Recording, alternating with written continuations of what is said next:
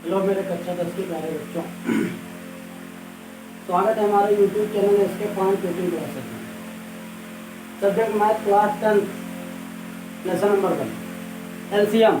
कल हमने आपको एचसीएफ के बारे में बताया था। आज हम आपको एलसीएम के बारे में बताते हैं। एलसीएम का फुल फॉर्म होता है लोवेस्ट कॉमन मल्टीपल, यानी हिंदी में हम इसको कहते हैं लासा, यानी लघुत्तम समापवर्तक। लासा क्या होता है? वह छोटी से छोटी संख्या जो दी हुई संख्या से पूर्णतः विभाजित हो जाए, एलसीएम कहलाता है। हमने कल बताया था एचसीएफ की परिभाषा। एचसीएफ की कल परिभाषा मैंने बताई थी कि वह बड़ी से बड़ी संख्या जो दी हुई संख्याओं को पूर्णतः विभाजित कर दे, ठीक है, एचसीएफ कहलाता है। लेकिन यहाँ लासा की जो परिभाषा है, एलसीएम की परिभाषा है, वो अलग है। इसमें क्या है? वह छोटी से छोटी संख्या जो दी हुई संख्या से पूर्णतः विभाजित हो जाए, क्या कहलाता है? एलसीएम यानी लासा कहलाता है। जैसे हमारे बच्चों देखेंगे हम 20 और 25 को एक एग्जाम्पल के रूप में लेते हैं कि 20 और 25 दो संख्याएं हैं, इसमें हमको 20 और 25 का एलसीएम निकालना है। तो जैसे मैंने कुछ अभाज्य फैक्टर किया, अभाज्य गुणनखंड किया मैंने 20 का। जैसे 20 का होता है 2 गुणे 2 गुणे 5, यानी कि 2 दूनी 4 पंचे 20।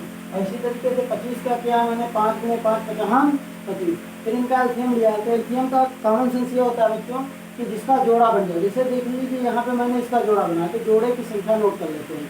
इसके अतिरिक्त जो शेष संख्या बचती है उनको लिख लिया जाता है।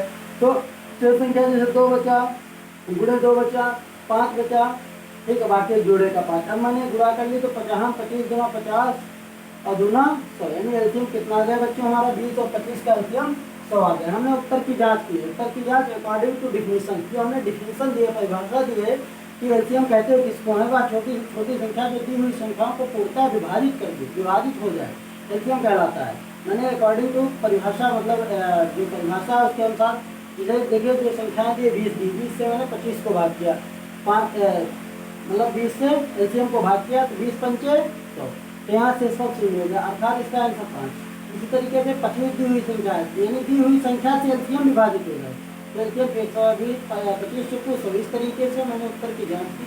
इसमें आपको मैंने दिखाया कि किस तरीके से यहाँ पे लिखा भी है, वह छोटी से छोटी संख्या जो दी हुई संख्याओं से पूर्णतः विभाजित हो जाए, यानी जो दी हुई संख्याएं हैं उनसे विभाजित हो जाए, यानी जो हमारा एलसीएम आए वो एलसीएम दी हुई संख्याओं से पूर्णतः विभाजित हो जाए, ठीक है।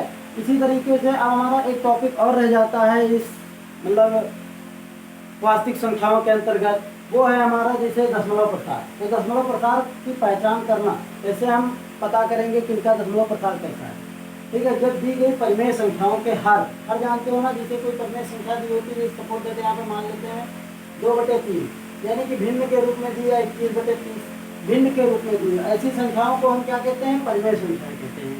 या यूँ कह लीजिए कि ये भिन्न है, यानी कि ये ऊपर की संख्या होती है, अंश होती है, और ये संख्या क्या कहलाती है बच्चों? हर कहलाती है, ठीक है। तो हर यानी कि जब दी गई परिमेय संख्याओं के हर के अभाज्य गुणनखंड 2 की पावर n गुणे 5 की पावर m के रूप के होंगे, तब दी हुई संख्याओं के दशमलव प्रसार शांत होंगे। अर्थात यानी कि जो हर में संख्या होती है, किसी भिन्न के हर में, यानी किसी परिमेय संख्या के हर में जो संख्या होती है उसके जो गुणनखंड होते हैं, अभाज्य फैक्टर होते हैं, जिसे मैंने इसके किए, तो 2 की पावर n डॉट 5 की पावर m, अर्थात कहने का मतलब ये 2 और 5 के अतिरिक्त कोई तीसरी संख्या ना हो, ठीक है। तो उनके दशमलव प्रसार शांत होंगे। कैसे? एग्जाम्पल के रूप में देखते हैं। जैसे हमारा 19/80 सवाल दिया है कि 19/80 को कहता है बिना विभाजन किए, यानी भाग दिए, बिना विभाजन किए या विभाजन की लंबी प्रक्रिया किए बिना बताइए कि इनके दशमलव प्रसार शांत हैं कि अशांत है। तो हम क्या करते हैं? 19/80 लिए, 19/80 के जैसे ये हमारा कितना है 80 के हम फैक्टर किए हैं। देखिए कैसे करते हैं फैक्टर। जैसे 80 लिखे, 80 के फैक्टर करते हैं 2 चक्कू 8, 2 चक्कू 8, 2 दूनी 4, 2 दूनी 4 20 है, और 2 करना 2, और फिर 2 पंचे 10, और फिर 5 करना 5। तो इस तरीके से इसके फैक्टर हो गए। 80 के मैंने फैक्टर कर लिया, वो यहाँ पे लिखे हुए हैं 2 2 4, यानी 2 और 2 4 5।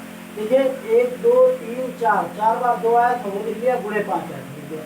अब देखिए बच्चों ये होता है जो संख्या दी होती है उसकी उतनी घात होती है। जैसे 2 दिया, 2 के ऊपर 1 घात है, फिर 2 दिया उसकी 2 1 घात है, मतलब प्रत्येक संख्या के ऊपर 1 घात होती है। इसकी 1 घात, 1 घात, इसकी 1 घात, इसकी 1 घात, इसकी जुड़ करके टोटल घात हो गई 4, यानी गुणे में घातें जुड़ती हैं। हम लोग पढ़ भी चुके हैं कि गुणे में घातें जुड़ती हैं, तो घातें जुड़ गई, यानी 2 की पावर कितनी कर दी हम? 4, और गुणे 5 5 की घात 1 कर दी। अब देखिए बच्चों यहाँ 19/80 के हर के अभाज्य गुणनखंड 2 की पावर 4 गुणे 5 मतलब 5 है, अर्थात 2 की पावर n डॉट 5 की पावर n के रूप का है। अतः 19/80 का दशमलव प्रकार कैसा होगा बच्चों?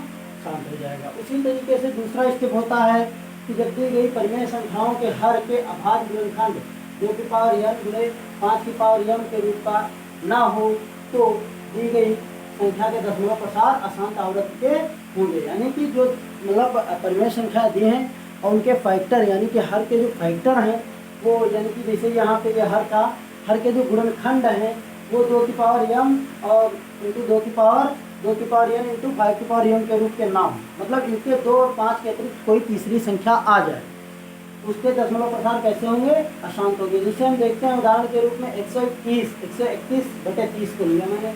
131/30 के अभाज्य फैक्टर किए, ये देखिए 30 के 2 गुणे 3 गुणे 5, 2 3 6 5 30। अब यहाँ पे इसके फैक्टर है तो हम इसको लिख सकते हैं। अब देखो यहाँ पे 131/30 के हर के अभाज्य गुणनखंड 2 गुणे 3 गुणे 5 हैं, जो कि 2 की पावर m गुणे 5 की पावर m के रूप के नहीं है। क्यों नहीं है? क्योंकि इसमें सिर्फ क्या है 2 और 5 दो ही संख्या होती है, बल्कि यहाँ पे एक संख्या 3 आ गई, फालतू अलग संख्या आ गई, इसीलिए इसके फैक्टर के रूप में नहीं है। अतः 131/30 का दशमलव प्रकार अशांत आवृत्ति का होगा। समझ में आया?